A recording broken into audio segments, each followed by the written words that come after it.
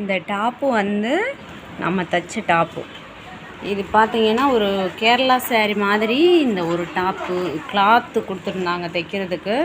இதில் வந்து இந்த டிசைன் மட்டும் கொடுத்துருந்தாங்க, நெக்கு கிடையாது. இந்த கிளாத்து மட்டும் இதோட வச்சு அப்படியே பதிச்சு வச்சுருந்தாங்க. இந்த இந்த பட்டன் வந்து இப்படி தான் சைடில் வர்ற மாதிரியே கொடுத்துருந்தாங்க. இது வந்து அப்படியே ப்ளெயினாக இருந்தது. இதுக்குரிய ஃபேண்ட் வந்து இந்த க்ரீன் கலரு இதாக இருக்குது பாருங்க. இந்த கிளாத் இது நம்ம பார்க்குறதுக்கு ஒரு பிளாக் கலர் மாதிரி தெரியுது, நல்ல டார்க் க்ரீனு. இந்த கலரில் தான் வந்து இதோடைய ஃபேண்ட்டு.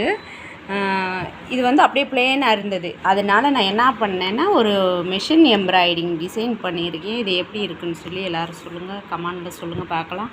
இது வந்து நான் இப்போ தான் ட்ரை பண்ணிகிட்ருக்கேன். இது வந்து மிஷின் வாங்கி நான் வந்து வீட்டுக்காக நிறைய டிசைன் போட்டுட்டேன். ஆனால் வந்து கஸ்டமருக்குன்னு சொல்லி இதான் இப்போ ஃபஸ்ட் டைமாக வந்து நான் வெளியில் கொடுக்கறதுக்காக ஒர்க் பண்ணியிருக்கேன். ஒரு 3 பூ மட்டும் இதில் வர்ற மாதிரி போட்டிருக்கேன். இது வந்து ஃப்ரீ ஹேண்டாக தான் வரைஞ்சேன் நான். இது வந்து ட்ரா பண்ணுறதுக்கு நம்ம மேலே வந்து கார்பின் பேப்பர் வச்சு நான் வரையும் போது இதில் வந்து தெரியவே இல்லை. அது வந்து எல்லோ கலரில் இருக்கிறதுனால தெரியலை. நம்ம பிளாக் கலரு கார்பின் பேப்பர் வந்து யூஸ் பண்ண முடியாது.